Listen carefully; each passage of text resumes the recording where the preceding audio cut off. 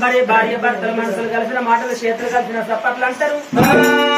ఆగో ఎప్పుడైతే శ్యామలదేవి ఆగో తన మనసులో మాట ఎప్పుడైతే భర్తతో చెప్పిందో రాజా రత్నంగ మహారాజు మా శ్యామలదేవి నువ్వు బాధపడకమ్మా అన్యరాయుడు ఎట్లా రాసిండో ఆగో రాసుకచ్చుకున్న రాత కచ్చుకున్నాను.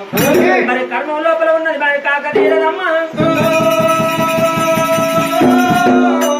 మరి పర్వాలేదు శ్యామలదేవి ఏనాడు ఒక్కడితో పోతుంటే ఆగో ఉత్తరం పోదాము దక్షిణం పోదా తూరు పోతా పనబడతా 4 అంకాలు ఏనాడు ఒకళ్ళు అటువంటి గాలించి రత్నాల పూట రాసిచ్చి ఆయన పర్వాలేదు 3 రోజుల పిల్లగాన్ని జాడేసుకొచ్చి మన బిడ్డకు లగ్గం చేస్తానమ్మా.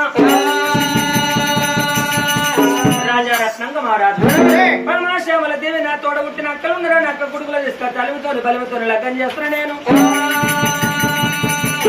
నా తోడ పుట్టిన చెల్లెలు ఉన్నారా నీ చెల్లె కొడుకులో తీసుకొచ్చి అలుగుతోని బలిమితో లగ్గం చేస్తున్నా నేను.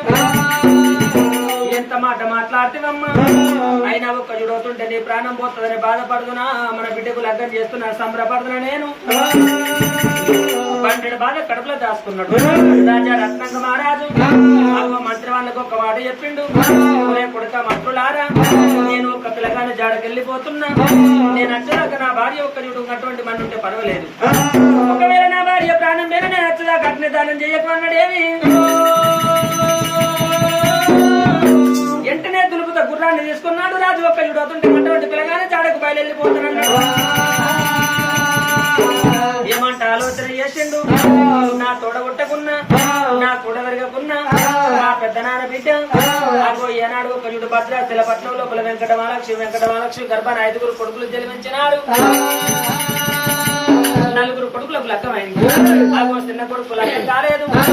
సరే పర్వాలేదు, మాటలతో మనసు నింపజెప్పి రత్నాల కోట రాసెత్తినా పర్వాలేదు, మా చెల్లె వెంకట మహాలక్ష్మి కాళ్ళు మొక్కి కడుపులో తలబెట్టాను, నేను ఈ పెళ్లికి ఒప్పియకపోతే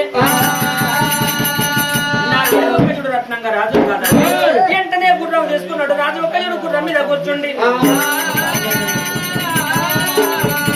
భద్రాచల పట్నం బాట పట్టుకొని రాజు ఎట్లా వెళ్ళిపోతున్నాడు.